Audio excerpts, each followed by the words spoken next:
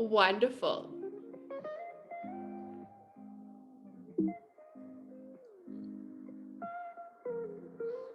So I would like to invite you all to come to find a comfortable seat on your mat or anywhere where you are this morning.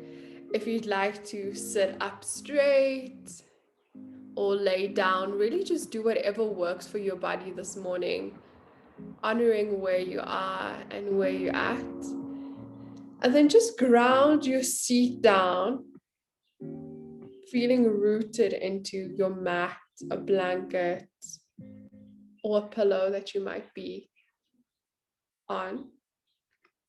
Just slowly begin to close the eyes, gently rolling the shoulders back, growing tall through the navel, placing the hands, the palms wherever you feel most comfortable, just allowing it to gently relax and to gently release where you are. Connecting with the breath as you inhale and as you exhale, allowing the eyes to close and soften as you begin to relax and to release. Remembering that you are art and everything that you do is art. Honoring your body, your makeup that is you this morning. Placing the right hand on the heart space, left hand on belly. We're going to start to connect with the belly and the breath here. Taking in an inhale, feeling the belly rise, releasing with an exhale, feeling the belly fall. Just connecting with a few belly breaths here as you inhale and as you exhale. If you'd like to leave the hands rooted wherever you are, do so, but I really invite you to place one hand on your heart space and the other on your belly and start connecting with the belly and the breath here. We're going to be here for 2 more breaths. Inhaling, belly rises. Exhaling, belly falls. And then mindfully begin to switch hands. Left hand meets at your heart center, right hand on belly. Start to connect here and see if there's a difference on this side. Connecting with the being that you are. Inhaling, belly rises. Exhaling, belly falls. A few more breaths here. 2 more breaths. 1 more breath. Bringing your hands to meet at your heart center in prayer, or if you'd like to rest the hands just on the chest, do whatever feels comfortable, but start connecting to that heart space, that inner being that is you. Feel your energy. Feel that breath move, never letting go of the breath. Taking in 2 more breaths here. Inhaling with a slow, soft exhale. Another breath, inhaling, slow, soft exhale. I'm going to read a quote out to you all. And it reads, I think everything in life is art. What you do, how you dress, the way you love someone, how you talk, your smile and personality, what you believe in and all your dreams, the way you drink your tea, how you decorate your home or party, your grocery list, the food you make, how your writing looks, and the way you feel. Life is art. So remembering that you are art, you are enough, and you are whole. Begin to rub your palms together, creating energy. And allow this energy and warmth and your palms just to rest over your eyes. And then slowly allow yourself to become aware of the space you're in. Your everywhere studio, packed with The noises around you.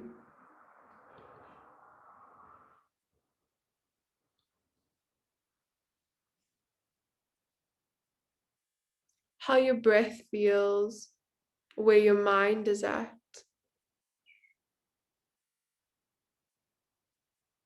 And then allow the eyes to gently flutter open where you are. Eyes gently begin to flutter open. And then allow the hands to move back. Hands move to the heart center. Eyes begin to peel open. Just taking a moment here to honor yourself again and be here with you. So we're going to begin to move into a beautiful pelvic health workshop yoga class for Gafieza. So I'm excited to hand over to her. And if you'd like to maybe make your way on your mat and get comfortable, that will be wonderful.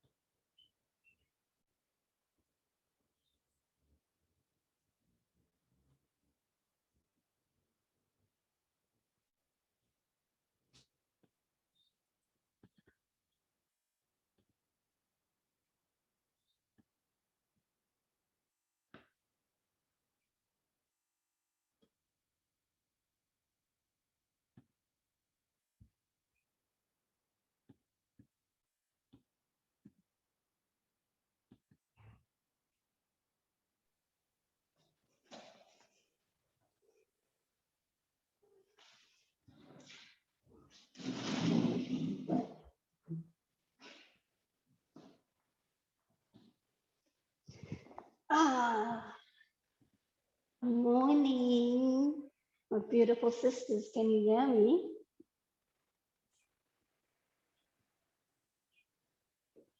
Can you hear me? Awesome. So welcome to this beautiful class this morning. I'm so excited to be here. Honestly, this class couldn't have come at a better time for myself too, because my pelvic health is desperately in need of some yoga this morning. So before we start, I will do a workshop later. I'm Gafieza Ismail. I am the director and yoga teacher for Yoni Shakti Yoga. And basically, my focus is around women, helping women to find the divine within their feminine source, basically vagina power, and helping them to come to center, to allow them to open up, to help them restore pelvic health. And my focus is particularly because of my own journey that I've experienced with endometriosis and PCOS. So let's come into our practice this morning. So before we start, I'm going to ask us to come into Sukhasana, to come into seated position. Zaakiyah had mentioned if you have a pillow with you or a blanket, a pillow would be wonderful because in terms of helping our pelvic health, and it's often that we need to come into restoration for our body, though we are trying to expand and stretch, create deep stretches within our pelvic area to improve circulation and flow. We also need to ensure that we are feeling rested with ourselves. And we have to come into, when we start today, we're going to come into the intention, because one thing that I've learned most with regard to improving my pelvic health and coming into my yoga practice with that sort of facilitation, it has come from from a sense of love. And it is the most challenging, I believe, for women with these health conditions, with pelvic health conditions, to come into a space of love, because it's often very debilitating. So we tend to diminish our strength. We tend to feel so frustrated with our bodies. We hate on our bodies. We look at it with distaste. So before we start our practice, we have to come into a form of intentionality. So I'm going to ask you to bring an upside down triangle, a mudra, if you may, which is the Wu mudra, to place it on your pelvic area. So we're coming into our sacral energy right now. We wish to close our eyes at this point in time, recalling the stillness we had just started with through the breathing with Zaakiyah, finding a deep stillness here. Taking 3 breaths at your own pace.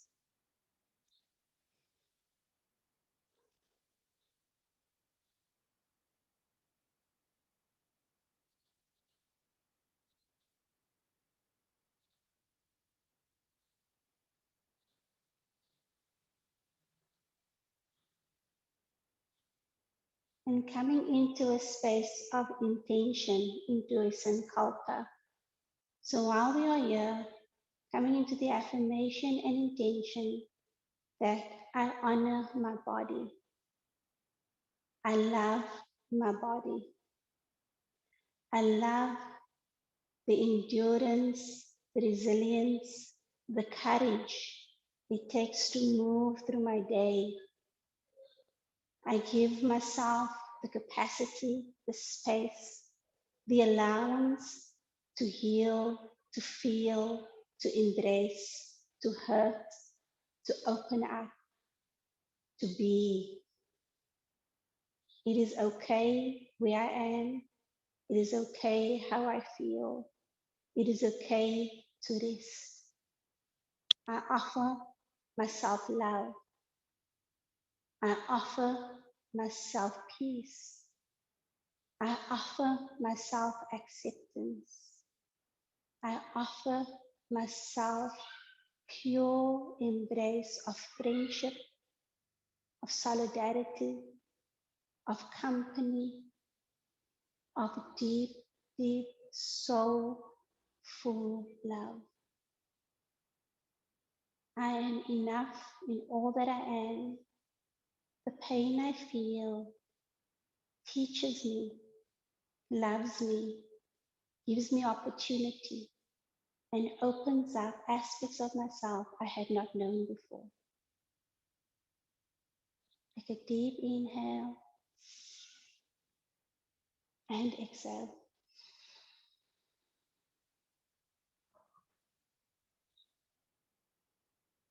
Bring your hands to your heart, placing your palms on top of each other, and allowing those emotions that have risen, allowing those affirmations that were made, those intentions to settle, to feel, and to reside within you.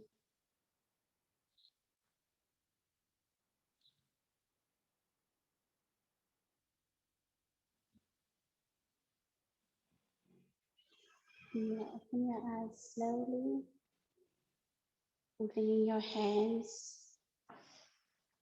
to your knees, palms facing up if you want. You're going to inhale, bringing your arms up into mountain. And we're going to exhale, bending towards our right.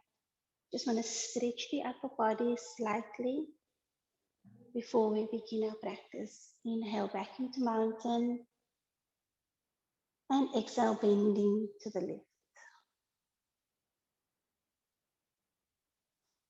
Inhale back into mountain, being mindful of our body, returning our intentions and twisting to our right.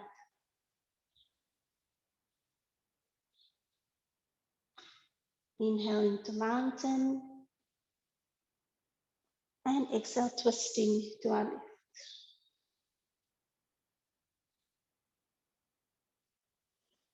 Inhale into mountain and exhale, hands to heart. We're going to bring the soles of our feet together, the blades of the soles of our feet together in butterfly pose. Now, apart from our pelvic health, in order to help open up, this is one of the most wonderful poses just to exercise, because what happens when we are experiencing this pain, when we are experiencing whether it's endometriosis, whether it's PCOS, whether it's adenomyosis, what happens is our body inflames in these areas because of the overcompensation of our hormones, the overcompensation of our movement, and that inflammation begins to build up and our muscles begins to tense. So I often say every single day is a different feeling for me when it comes to yoga. So to begin opening up and to allow the blood flow, let's grab around our embrace, interlace our fingers around our feet and just flutter our knees up and down softly, breathing and allowing our body, our pelvic bones to just release. Release off from our muscle area, allowing some fluidity.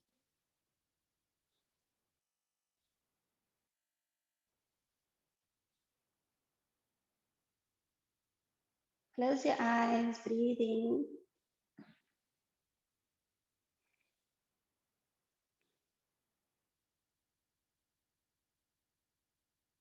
Two more times and coming into stillness. Releasing your hands, taking your middle finger and your index finger around each toe. Take a deep inhale as you line your back, sit up straight. And exhale, start to bend your elbows, dropping your chest down towards the mat. Going as far as you feel comfortable, allowing yourself to be where you are, no judgment. We do not deal in shame, only love.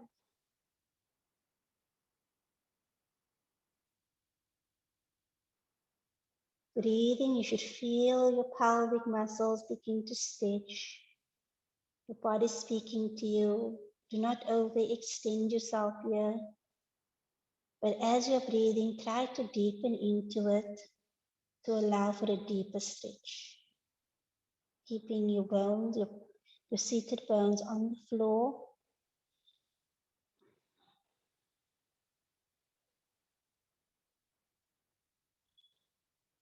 And slowly returning back up, extending your arms. Interlacing your fingers around your feet again and doing a few more flutters to allow for that circulation to keep flowing.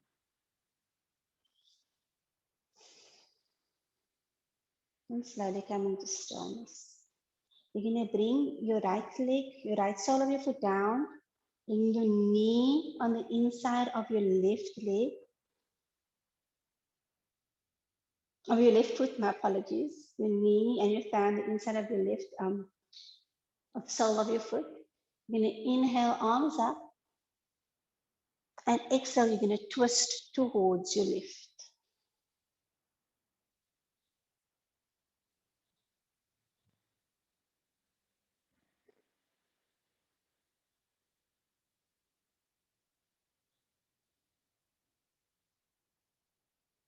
You're going to return to center. Inhale, arms up. And exhale, bringing your palms down to the floor.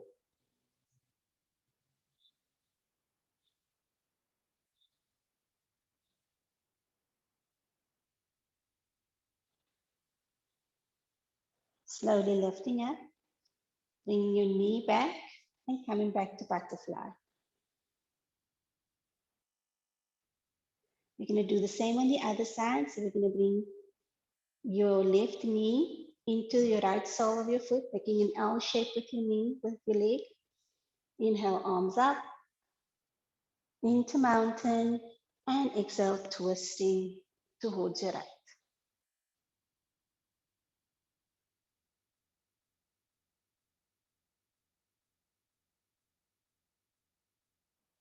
Inhale, mountain, and exhale, palms down to the floor.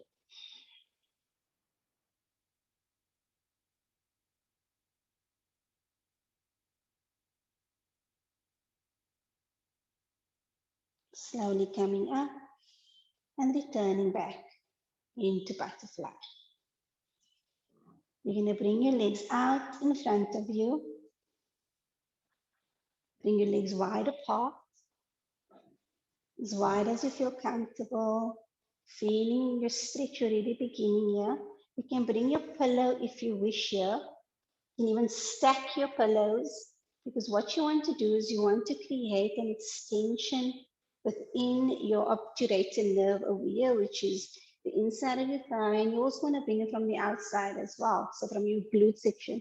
So you want to expand and extend that muscle to allow yourself for the blood circulation to improve and to release tension within your pelvic muscles.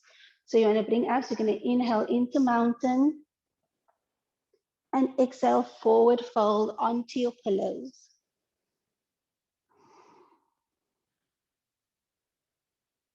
If you don't have a pillow with you, if you don't have a pillow too high, go onto your elbows. We don't want to overextend, we simply want to begin to open up.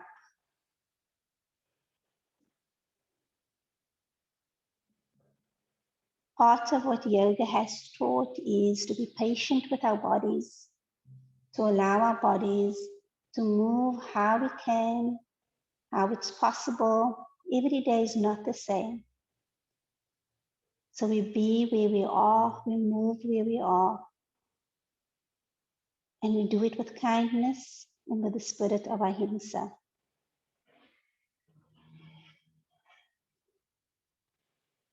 Slowly returning back up.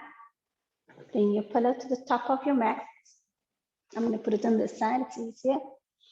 I'm going to bring your legs in, swing it in, and come on to tabletop position. Just to create some fluidity in our backs, we're going to do 3 cat-cow poses. So inhale, arching our back, dropping our belly into cow, and exhale into cat. Inhale, cow, and exhale, cat. Inhale, cow, and exhale, cat. Returning to tabletop. Inhale as you extend your right leg out. And exhale, bring it to your side, swing it over to your side, straddling it, and returning to center. Inhale, extend your left leg out. And exhale, straddling to the side, and return to center. Inhale, extending your right leg out. And exhale, bring it towards your knee, between your hands, and dropping it down onto the floor. Extending your back leg and coming onto your side glute on your right. So you want to move your calf a little bit forward, placing your hand on your knee and placing your other hand on your ankle, lifting yourself over and coming into pigeon pose. You're going to bring your hands down to the floor, or you can hold on to your ankle. You're going to take a few breaths here.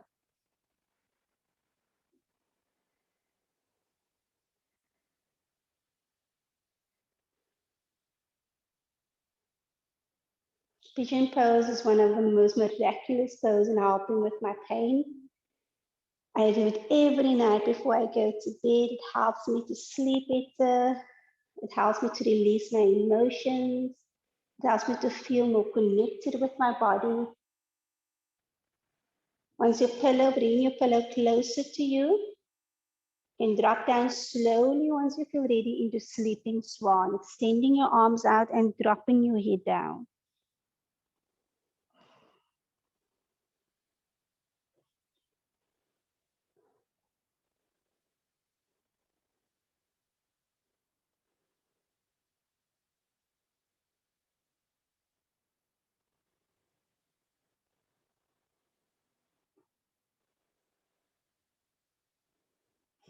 Slowly coming up. Moving back onto that side glute, bringing that back leg, bending it slightly and bringing it towards the front. You're going to bring that leg over into an L shape if you can, and taking your right leg back, placing your right hand on your ankle, your left hand on your knee, and coming into pigeon here as you lift yourself over and taking deep breaths here.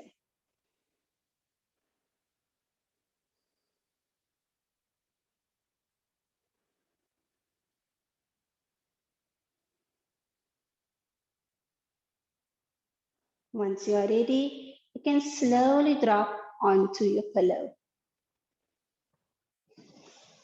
coming into sleeping swan.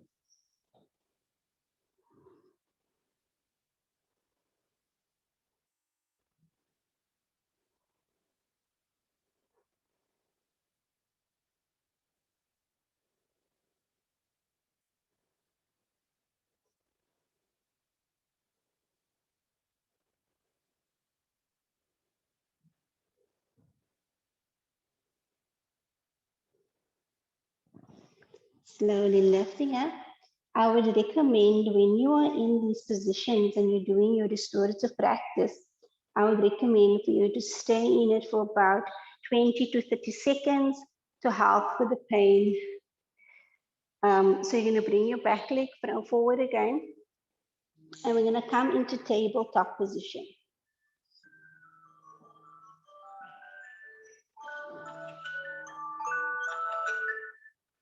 We're going to come into tabletop position. From tabletop position, we're going to bring our big toes to touch, bring our legs wide apart, wide as our mat, dropping our glutes down and coming into wide child's pose. Extending our arms out and dropping our head down. Keeping our elbows off the floor here to open up our backs more, dropping our chest.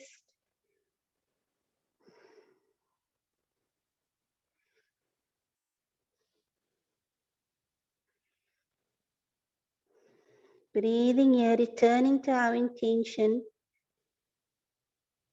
returning to the affirmations of love and openness and acceptance, reminding ourselves of the courage it takes to move through our bodies as we do.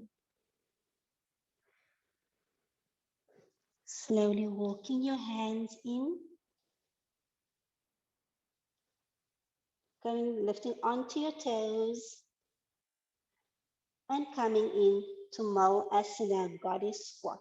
So you're going to bring your feet slightly out, dropping down onto your soles, open up your hips, lengthening your back, bring your elbows on the inside of your knees, palms together, into my favorite pose, Malasana.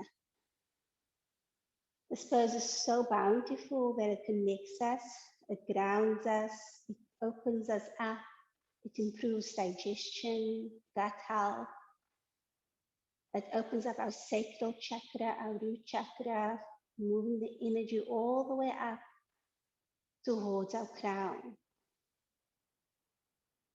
So feeling the energy here, connecting deeply, smiling with yourself here. You are powerful and you are beautiful. You have such great strength within you to hold space for yourself, to heal, to do what is necessary for your own self-love. Bring your fingertips down to the floor, dropping onto your glute, bring your legs out, and coming into reclining position. So we're going to drop onto our heads, bring our knees in. We're going to raise our right ankle and place our right ankle on our left thigh. This is a four-figure pose. Our options here, if we feel we simply want to hold our hand towards our knee and just push our knee out. It depends on our pain, it depends on where we are.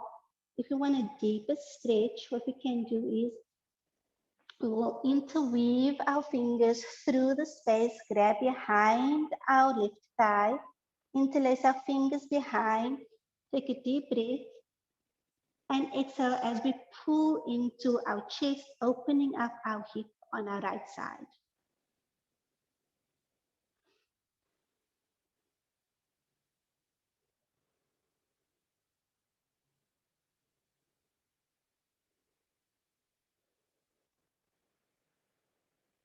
Taking a few breaths here, slowly dropping the sole of our feet back down. Bring that right leg over our left leg, deep inhale, and exhale as we twist towards our left.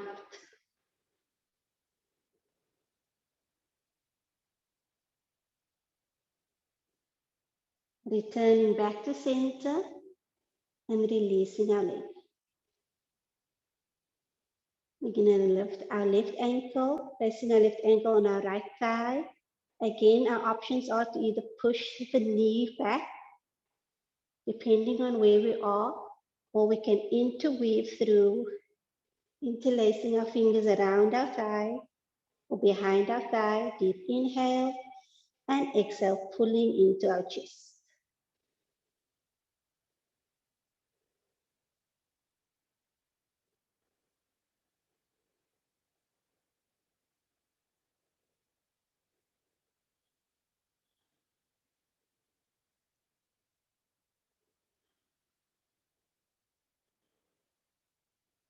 Slowly dropping the sole of our feet down to the ground. Bring our left leg over our right leg. Inhale and exhale, twisting towards our right.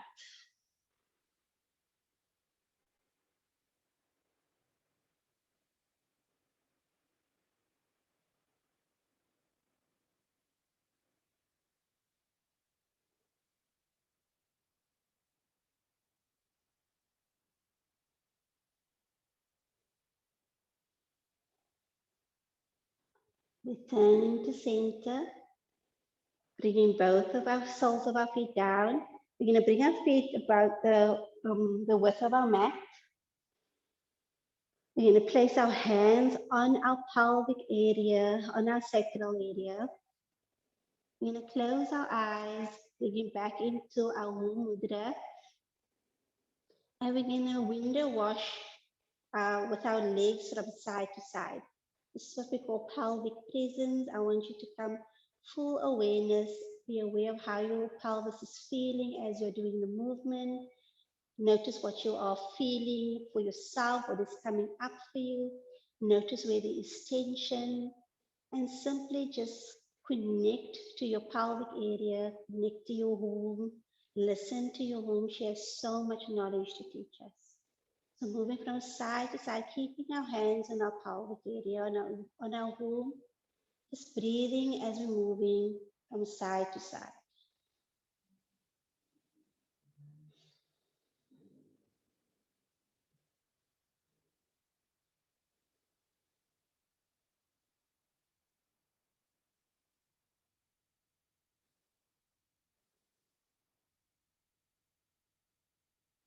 Two more times.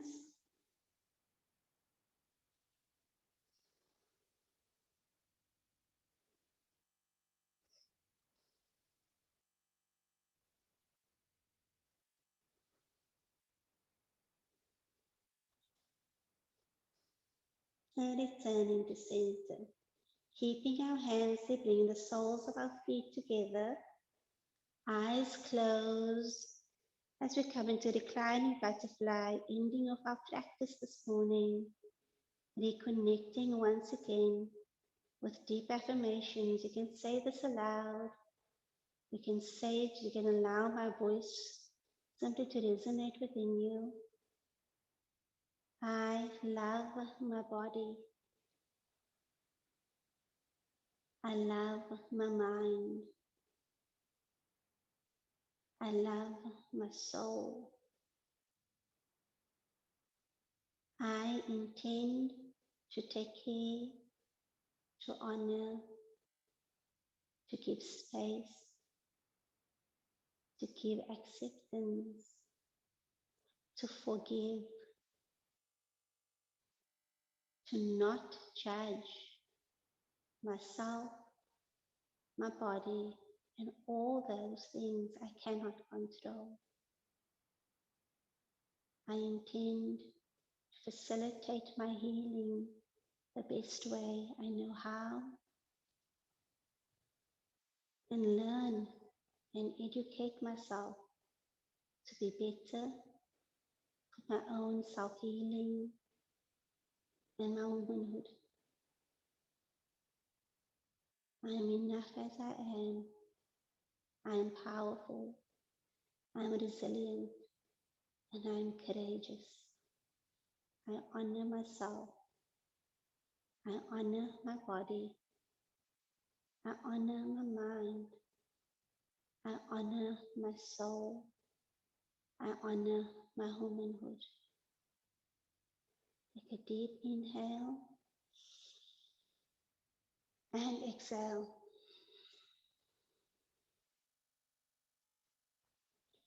Bring your butterfly to close. Turning towards your side and lifting yourself back up into seated position.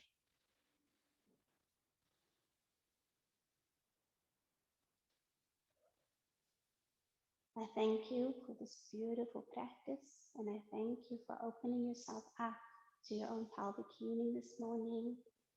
Thank you for holding space for me and giving me the honor to hold space for you with love, with honor, and with grace.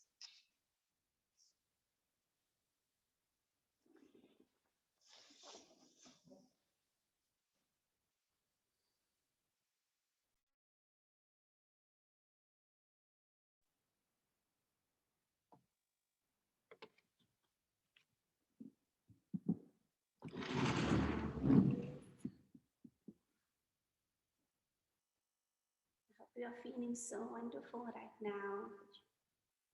Sorry.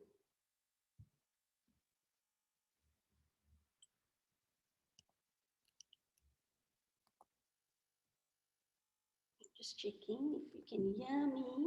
Can you hear me?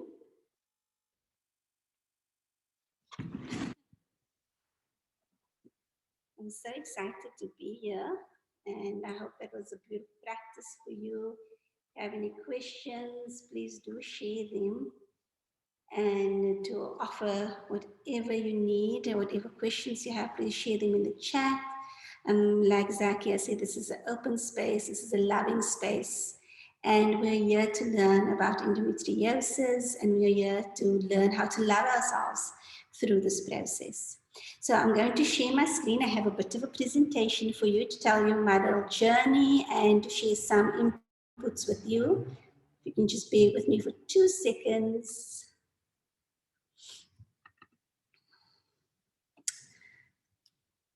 You can see my screen, eh?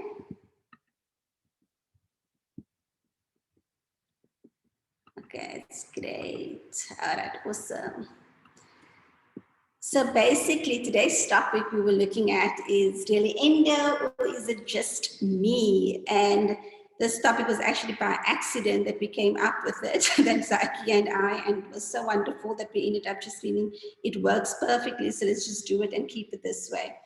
So today I wanted to speak about one of the most important facets about my journey, my teaching. Basically, I don't have a lot of time. I thought I had all this time, and I've got so much to share. So I'm thinking I'm going to do this again another time as well.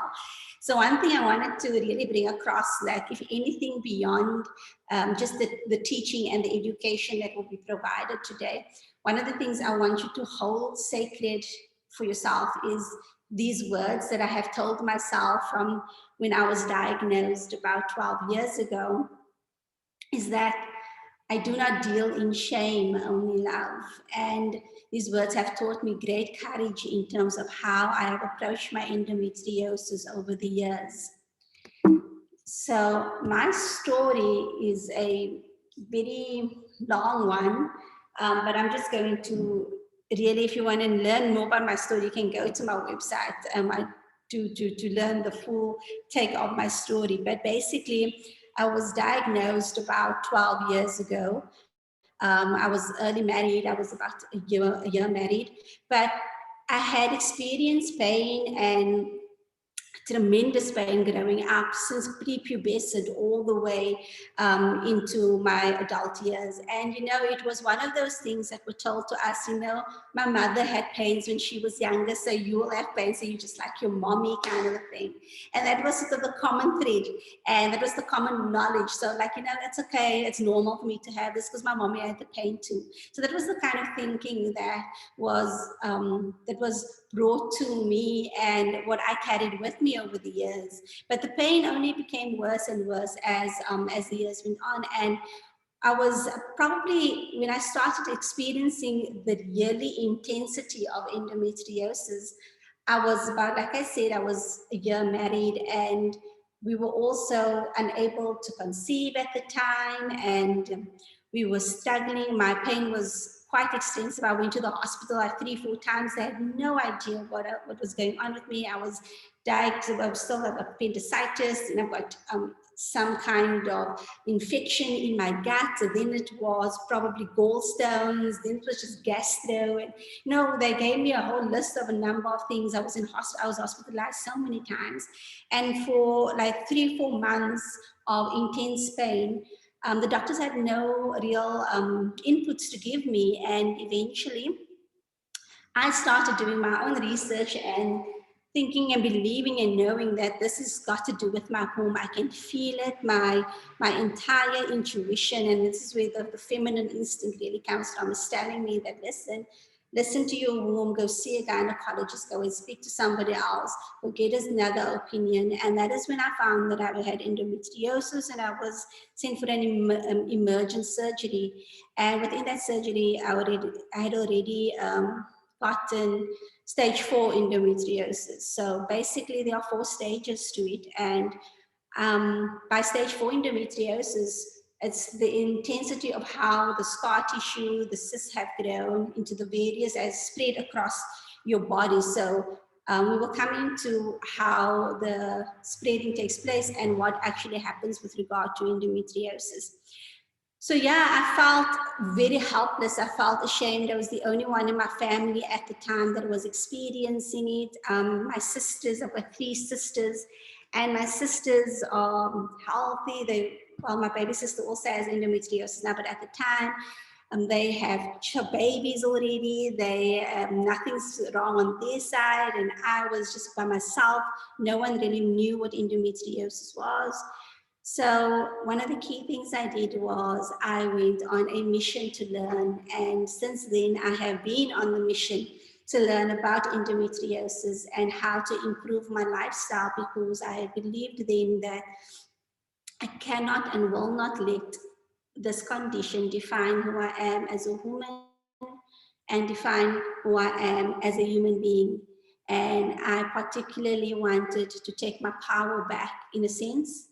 And I did this through learning and educating myself and taking cognizance and ownership, responsibility, because oftentimes when things happen, when we are diagnosed with conditions, well, the first thing people used to tell me is like, it's not fatal, you know, you're not going to die. And people don't understand the extremity of it, and you are dealing with quite a debilitating condition that makes it sometimes difficult for you just to get up in the morning. So I had to really condition myself in trusting and listening to my body and to myself and honoring what it is that I am feeling within that. So with regard to that, I particularly had to come to the point of courage. And that courage meant so much. It meant defending my own honor with regard to others not understanding what it means, taking on the responsibility to teach others what it means, and teaching them not on a Western perspective, but on a much more homeopathic, because I did not want to be dependent on medication. And the medication, what happens with the medication, and I know pharmaceuticals help in some cases, but in my own experiences here, I felt that the medicines that I was given, they couldn't find what actually helps. So you go from one thing to another thing to another thing, because they're only trying to manage your pain. And the problem I felt with this was what more was I doing to my body because of the pain? Because I'm taking all this medication, then I had inflammation in my gut because of it, and I already had chocolate cysts in my intestinal area. So I needed to navigate my way through, and I wanted to be on a homeopathic journey. It was very difficult in the beginning. I am happy to say that now I am completely off all Western medication, completely homeopathic, regarding my diet, regarding my medications that I take, which are all herbal medications. And I will, at a later stage, I will share that journey with you as well. So coming into what endometriosis basically is that, you know, we normally just call it endo. It's much shorter, but it's important for us to be able to say the word out with its 6 syllables so that, you know, others can completely understand. That what happens is the tissue that is very similar on the inside of our uterus tends to grow on other parts of our body. And these parts of the body can, which should not be, is our ovaries, our fallopian tubes. It's basically on the outer surface of the uterus. It is in the inside of the vagina and the bladder. It can be around the vulva, the bowel, the rectum, and it's excruciatingly painful having the cysts and having the tissue growing on the inside of your bowel area and the rectal area. And also, where you can also find it is on the lungs, and you can also, because of the spread of the endometriosis. One thing that we must know, and this is why our diet is so important when it comes to endometriosis. One thing that is that endometriosis is estrogen sensitive, meaning that we have high levels of estrogen in the body. And this basically means that estrogen is basically responsible for the thickening of the endometrium layer within our menstrual cycle. So when we have too much estrogen in our body, we are finding that if endometriosis is linked to our endometrium, and this endometrium is growing on different areas in our body, that is thickening every single time. And if we think about the foods that we are eating these days, we think about GMO foods, and we're thinking about all these hormonal supplements that are given to chicken and to meat and so forth in order for us for mass production. That is all induced with high levels of estrogen itself. So we are actually intaking more estrogen when we are eating certain types of foods, therefore activating the estrogen in our body, thus causing a higher level of endometriosis to grow in our bodies. So that is one of the reasons why food is so essential with regard to how we manage our endometriosis.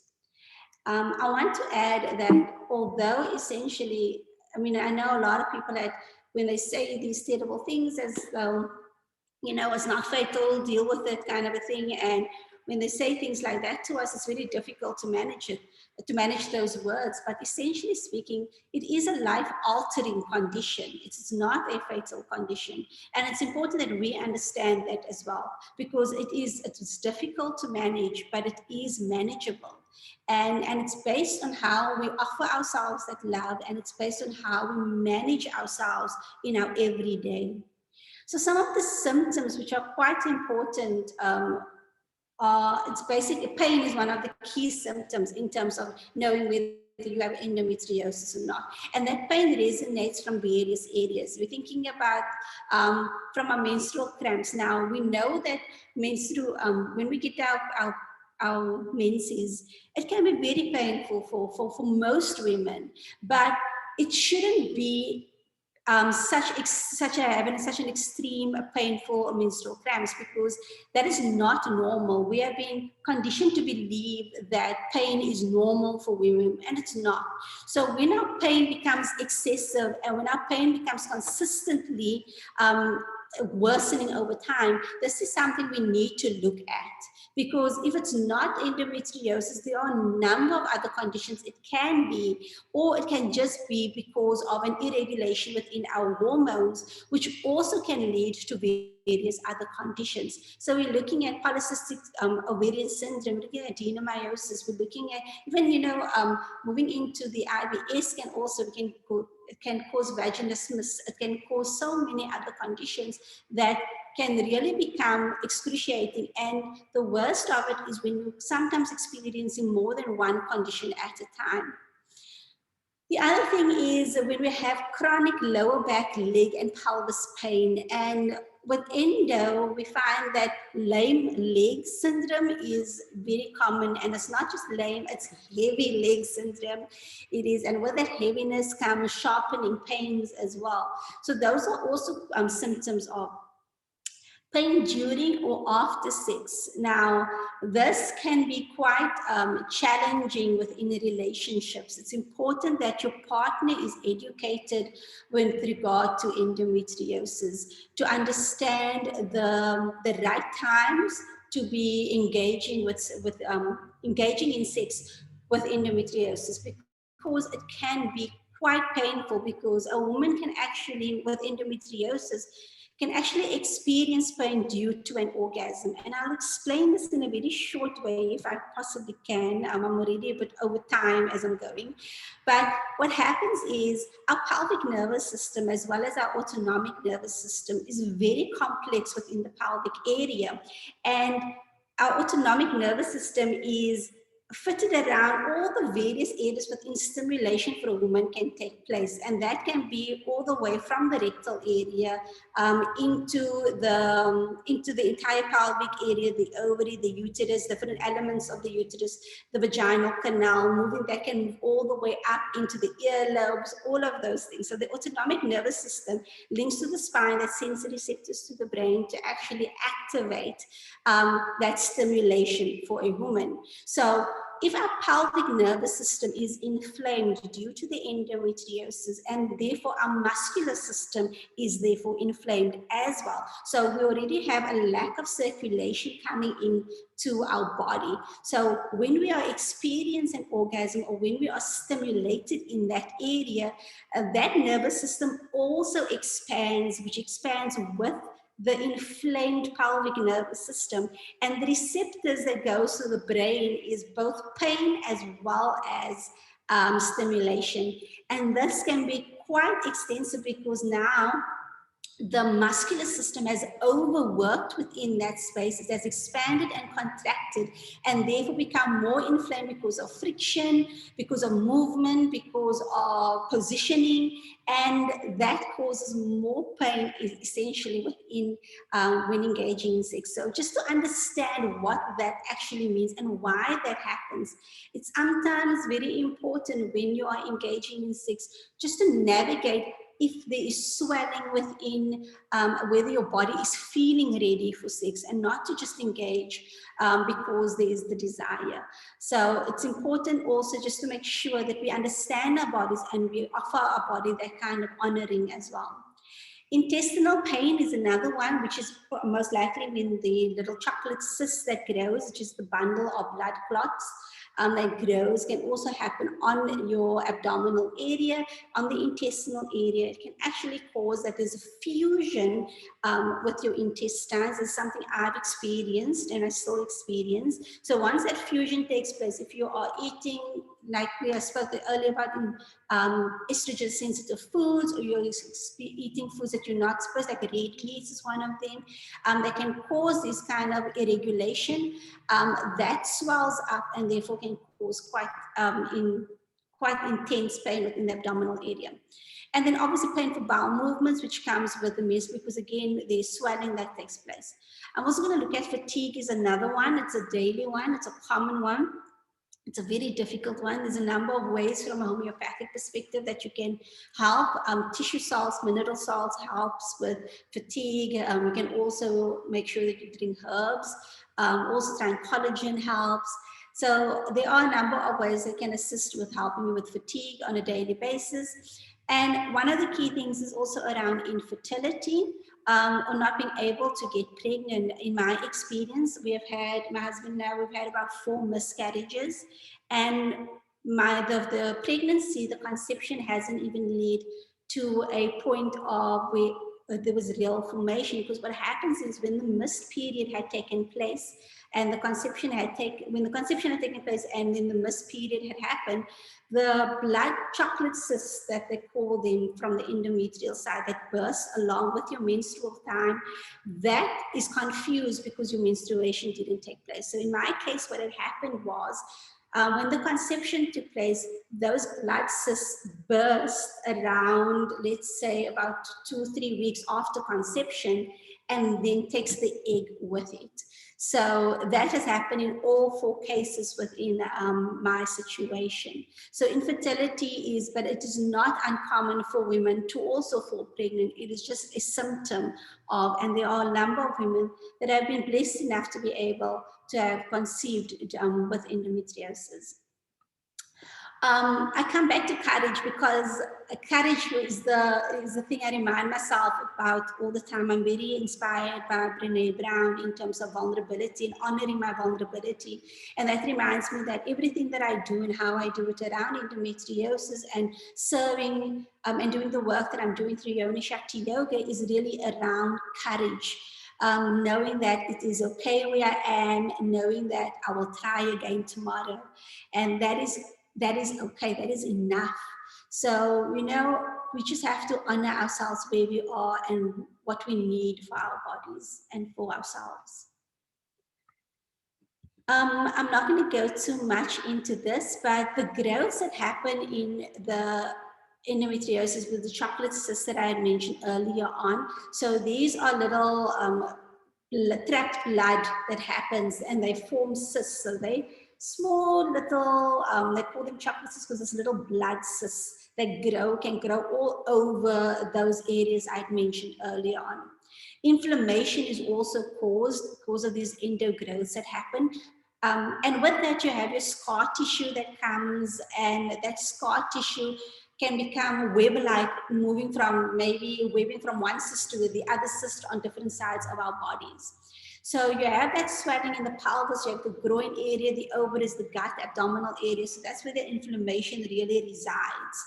And I mentioned the scar tissue and the adhesions. The scar tissue and adhesions can often cause a lot of damage when a lot of women, they go for second, third, fourth, fifth ops to reduce the amount of scar tissue and adhesions in the body. But this is the kicker.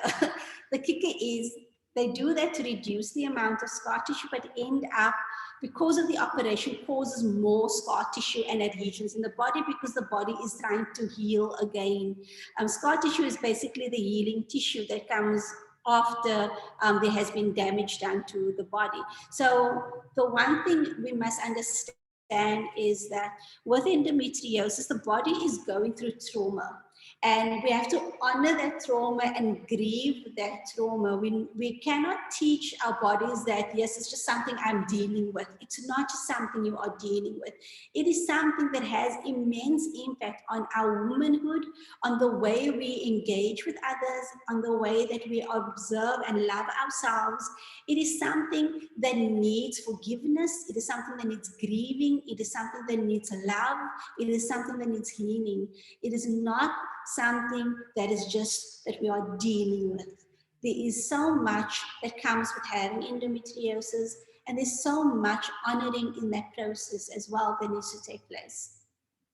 So as also the problems in the intestines and the bladder that I had mentioned earlier on. So I mentioned the diagnosis. So pelvic exam would be one, ultrasound would be another. Medicines they normally provide in terms of if you have certain amounts of pain, they give you the pain medication. That doesn't work, so it could be this. So which doesn't work. Laparoscopy is one of the best ways to know whether you actually have endometriosis and how extensive the endometriosis is. These are usually done through an operative laparoscopy, and this was in my situation, it was between a pelvic exam and the laparoscopy in which I was diagnosed. And then we come to food foes. Now, food foes are no fun at all. So these are just 5 things I'm mentioning here. There are others. I didn't want to overload the drama around food because food hurts us in itself, in the sense that we love food and we don't want to stop eating. But there are a number of foods. I speak from a point of moderation. When I went into this, into my journey, and when I was diagnosed, I swore off all of these things. I swore off caffeine as well. I didn't add caffeine here because, I still drink a cup of coffee here and there. But caffeine is another one as well. So I swore off red meat. I swore off dairy, I swore off caffeine and sugars. Soy was a little bit challenging for me because soy was in everything, but I tried to take it step by step at most. The problem with the red meats is that, it basically, there's something called prostaglandins that's within our womb and within the uterus area. And this prostaglandin hormone, what it does is it actually creates these chocolates, and it is the hormone that builds up our estrogen. It's the hormone that actually activates the endometriosis in our bodies. So red meat actually increases the production of prostaglandins, and bad prostaglandins for that matter. So which really is responsible for the pain messengers in the body. So that's why red meat has to be eaten in extreme moderation. I have I'm not a vegetarian. I eat 80% of my meals are vegetarian, but because of the nature of the condition. But instead of eating red meat, I eat ostrich because it's a lean meat, and ostrich helps with so many other health benefits as well. So I basically don't eat much red meat. I'm not saying that I never ever, because again, I will try again tomorrow. But we do have to, at best, try to stay away and moderate ourselves with these different types of meals. Dairy is another one that's pro-inflammatory. So this actually, can cause serious, it also affects the two prostaglandins that's in the body as well. And it's not actually that easy for our bodies to digest. And because of that, it actually activates irritable bowel syndrome in our body. It can also activate the different inflammation within our gut, which can cause endo belly, which we know. Endo belly is something that really puts women off because it makes them feel so unattractive at most. So these foods all activate that and causes that extreme endo belly. It can also trigger other forms of allergies. Endometriosis, I've learned within my own experience, have triggered a number of allergies I've never had before. For instance, in 2017, I now am allergic to seafood and sushi and fish and all of those things. And now since 2020, I am now allergic to nuts, which has been one of my favorite things in the world. So endometriosis can cause allergic reactions, but won't be specific. It's something that maybe you can outgrow. I haven't as yet, I'm hoping to. But yeah, so that's also something that we need to consider. Sugar, we know that this can cause a number of candida, which can cause vaginal infections. It also aggravates and causes problems in our hormonal regulation. And with soy as well, soy produces hormones, also estrogen sensitive hormones that creates overreaction in our bodies. Oils, I think with refined oils, we know already how deeply oils can affect us and how negatively these oils can also cause cholesterol levels in our bodies, can cause high blood pressure, which also stimulates and activates the hormones in our bodies and the prostaglandins in the body, and can be quite, soy in particular, I just want to come back, can be quite toxic for estrogen levels. So the challenge is there's soy in almost most of the meals that we eat. So it is important that we also regulate ourselves in the soy intake in our bodies. It's one of the reasons why being a vegetarian is so challenging for me, because soy is often the go-to, but it's also the levels of it and how much, but because of the endometriosis, I've decided to defer away from it. And then coming deeply to our support, it's very important that before we ask others to offer us the support that is needed, we need to offer ourselves the support. And, these are clear-cut kind of words that we can ask others of, just to something as simple as being understanding when we cancel plans. Endometriosis is highly unpredictable. It is so... today, I can start this day feeling absolutely fantastic, and then by 3 o'clock this afternoon, I can't move. So there are a number of challenges that come with it. So helping others understand, I learned very well in my life that my parents, my sisters, they were all very supportive, but they also didn't completely understand. So I needed to be the one to teach. And I can't just get angry when they don't understand you're canceling your plan, but rather explaining what is happening with my body that leads to this. And the more people are aware of the condition, the more they become understanding of the condition. And I know how difficult that is for us to keep canceling plans. Also asking others to respect the silences, because sometimes we need to go into silence and into our own space in order to find our healing and to come into pure love for ourselves and to accept the way that to rest. It's important to rest, to know when to rest as well for our body. This one is for us ourselves.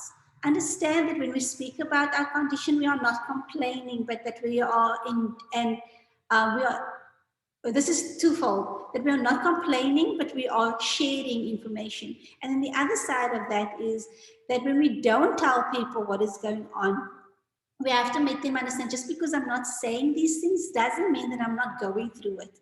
So it's important to also make mention of that, because oftentimes that's what happened with me. I keep quiet, I don't speak about it anymore, I just manage it. And then people forget that you have the condition. When I said, oh yeah, I forgot, yeah, you have that. So that's something we also have to look at. This be patient is for ourselves and for others. Just be patient with yourself. Be kind to yourself. Show yourself deep ahimsa. Be completely nonviolent in how you observe yourself and take care of yourself. And ask others when you are explaining the way that you are feeling, to ask them to listen without advice. I think one of the most frustrating things for women going through this is people often giving us advice like we haven't tried everything. And sometimes we haven't tried everything, but we also just don't want the advice right now. We just need to share. And I want you all to know, sisters, that you are held and you are loved and you are not alone. And if you wish, you are welcome to share with me, you are to engage with me. We are welcome to form a beautiful sisterhood in terms of endometriosis, in terms of our own women's health, in terms of our divine feminine. I am here. I'll share my contacts with you. I'll share it in the chat. I will also make this presentation as well as this webinar available on my website thereafter. So yeah, I am here. I am willing to help as best as I can. I'm also busy developing products to help women with endometriosis. So know that you are not alone, know that you are deeply loved within, and know that you are held within a safe space at all times. I want to say thank you very much for listening and partaking in this conversation.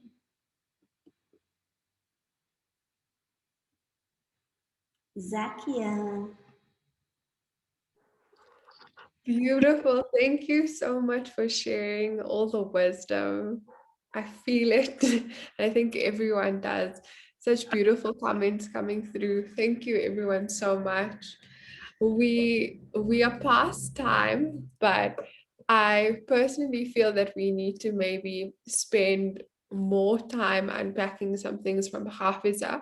So we are going to move away from the intention setting part. It was just a small journaling session, but I think maybe we should open up space for questions and create a container to ask Gafieza questions and interact around this topic, because this workshop is dedicated to endometriosis. And I think there's so much knowledge that's shared, and maybe there's questions that you guys would all like to ask, and we can maybe interact and engage from there. And then we can spend maybe a couple of moments and then we can just close off.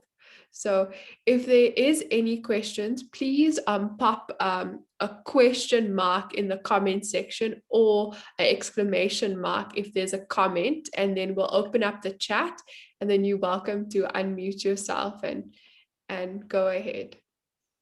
My leg is sleeping right now, hey.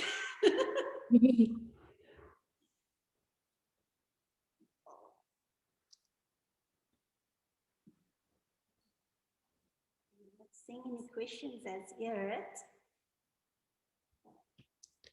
Is there any questions, anything anyone would like to unpack or engage with at this point?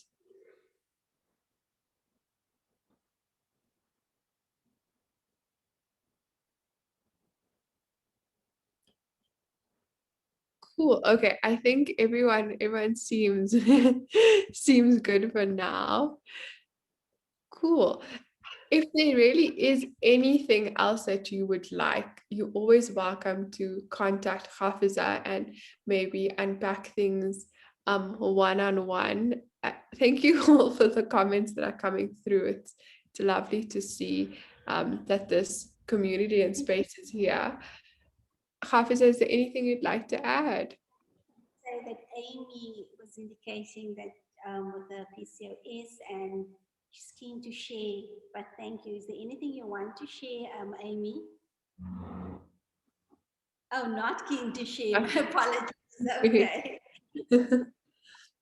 Okay. But yes, you're not alone, Amy. We are all here. We are here to support, and we're here to help educate, and we're here to be of holding space for one another. I think one of the most important things is to hold space for each other.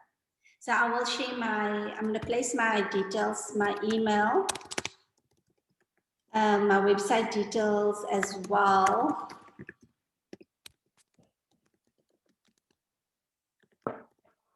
Zaakiyah, you may continue, my dear. Amazing. So I'll also share Gafieza's details with you guys on DMs as well. So you guys also have it there if you can't copy and paste it now.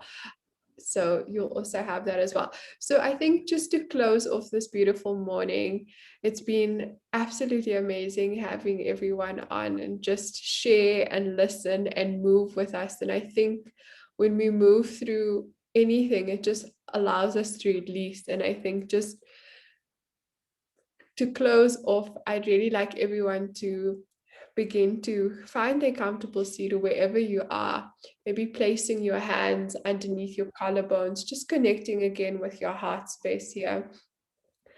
Eyes can begin to close, mind can begin to soften, and really just embody everything that you felt, thought, knowing that you are present in this moment and enough.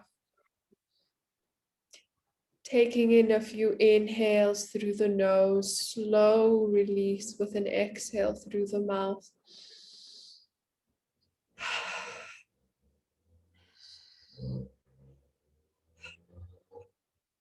And then just mindfully repeating 3 words, 3 positive words, 3 loving words of compassion to yourself.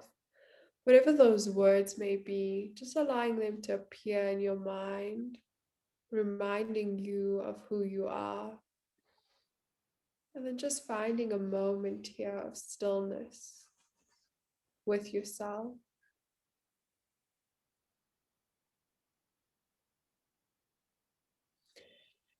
And then I'd like to thank each and every one of you for taking time out to join Gafieza and I this morning, for honoring your body and your mind and being open to learning. And I hope you do take something from today's hour that we spent together and share the knowledge that you've learned and connect, and to remember there is communities out there to help and support. Bringing the hands to your heart center in prayer. Maybe taking a few more breaths here. Inhaling through the nose, exhaling through the mouth. And just going back to the quote that we visited in the beginning of the workshop, that everything you do is art and you are art. Whether it's the simplest things you do in life or the biggest task, the way you do it is art. Just remembering that and taking the wisdom that you've learned and sharing it, and just allowing yourself to be open to receiving more. I hope you have a beautiful rest of your Sunday. And then when you're ready, you're welcome to flutter the eyes open and come back to the space where we are. Thank you again for joining us. Absolutely amazing having you ladies all on here. I will definitely share all the information that Gafieza shared in the chat, so you guys have another avenue to look at it, and she will also post the workshop on her website, so you're all welcome to review it if you'd like a refresher, or if you'd like to refer someone else to have have a look. So thank you all so very much. If there's any questions, we'll stay on for a moment or two, but we will close off shortly.